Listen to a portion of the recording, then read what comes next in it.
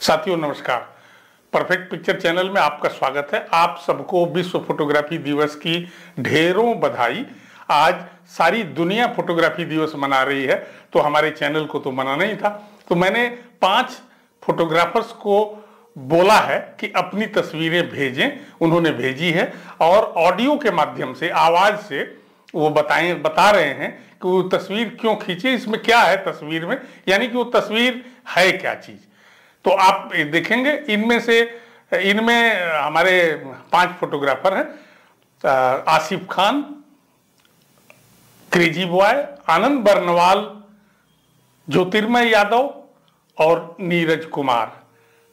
तो चलिए हम देखते हैं और एंजॉय करते हैं उनकी तस्वीरें, उनकी आवाज को।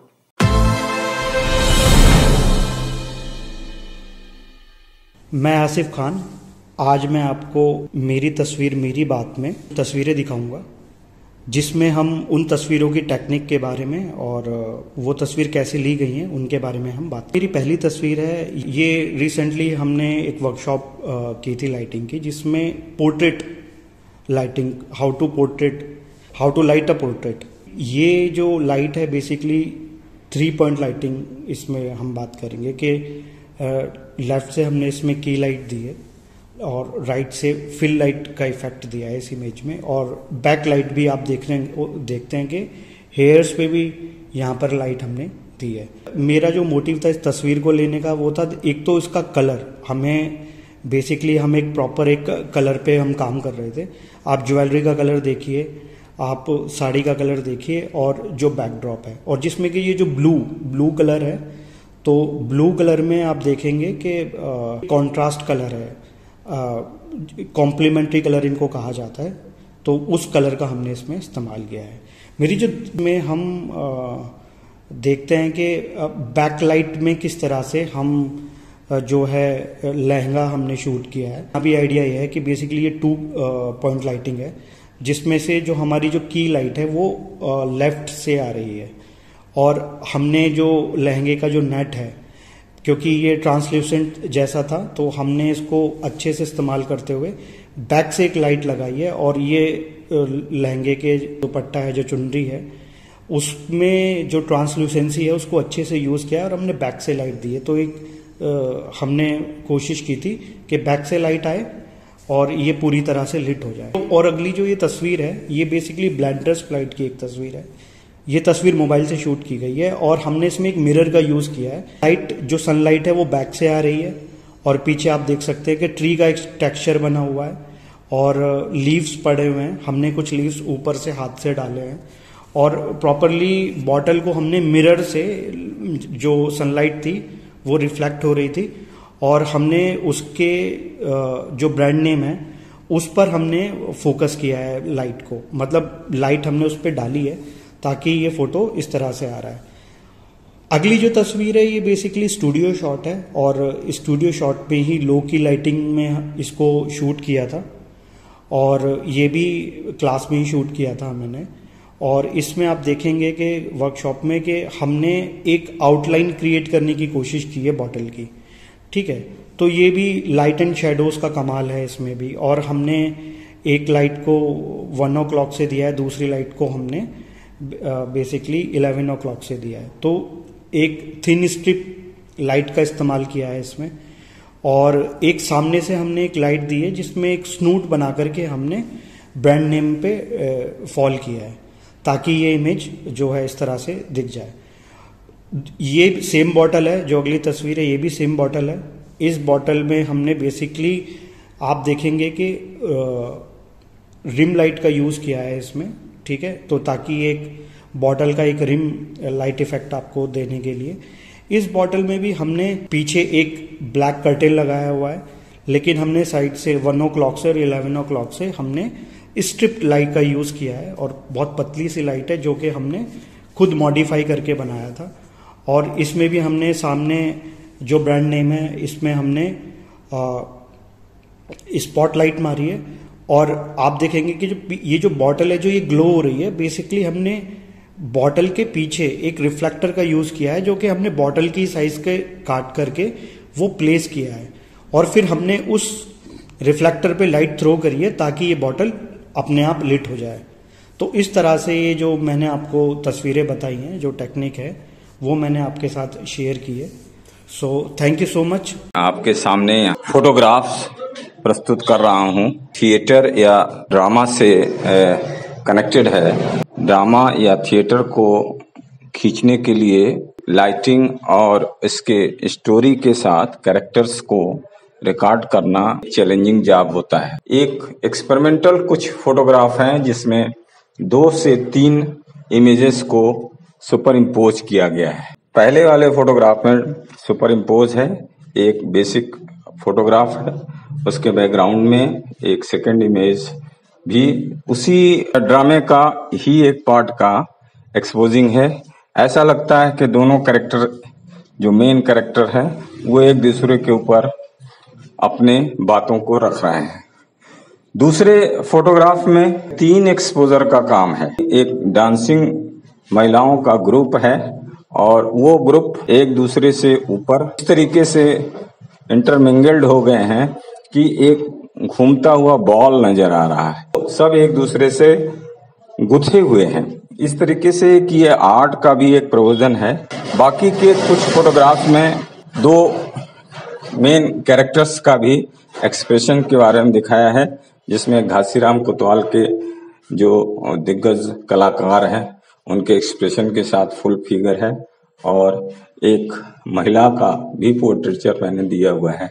आशा करते हैं कि आप इनको पसंद करेंगे और इससे संबंधित और ज्यादा जानकारी मैं आगे भी बताने की कोशिश करूंगा। धन्यवाद। मेरी तस्वीर मेरी बातें। मैं आपके समक्ष कुछ तस्वीरों को रखने जा रहा हूँ। काफ़ी हद तक मैंने कोशिश की है कि बनारस को जीवंत दिखाया जाए। मैं क्रेजी बॉय वाराणसी से। इसमें पहली तस्वीर जाड़े के दिन में कोहरे में एक दही बेचने वाले की ली है। ये गंगा घाट किनारे दही बेचने वाला अपने घूम करके दही बेच रहा है।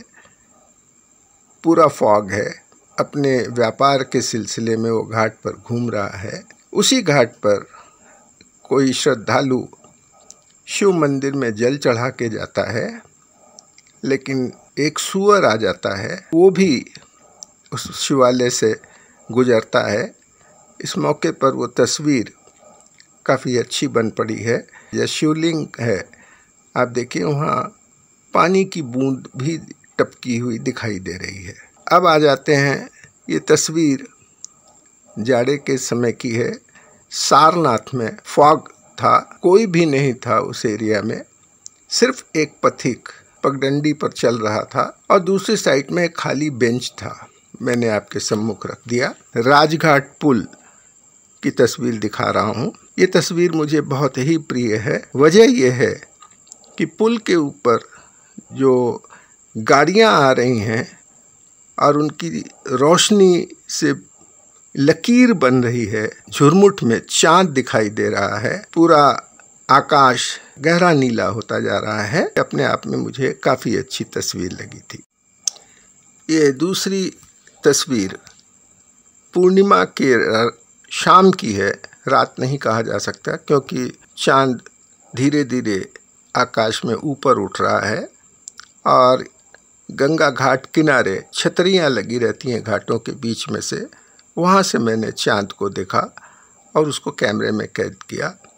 एक खूबसूरत नज़ारा बन पड़ा। अगली तस्वीर जो आप देख रहे हैं कुंभ मेले की है। उस पंडाल में उस झाड़ को सजाया गया था, उसी पर लाइटिंग की गई थी जो दूर से टिमटिमाते हुए दिए का आभास करा रही थी। कुछ लोग जो विजिटर्स थे वो वहाँ आते हैं। खूबसूरत नज़ारा बन रहा था। और अब आखिरी तस्वीर ये लॉकडाउन के समय की है। बनारस के 80 घाट से मैंने इसको कैमरे में कैद किया था। रात के समय पूरा सन्नाटा पसरा हुआ है। पूरे घाट का नज़ारा दिखा रही है। एक घाट की छतरी नज़र आ रही है। इसमें एक तस्वीर और है जो गंगा में प्रदूषण को दर्शाती है। पानी में देखिए एक हांडी पड़ी हुई है। लगता है कि किसी ने घाट किनारे खाना वाना बनाया था और खाना खा के उस हांडी को गंगा में फेंक दिया है। कचरे दिखाई दे रहे हैं। तस्वीर अपने आप में बहुत कुछ कह जाती है गंगा प्रदूषण पर।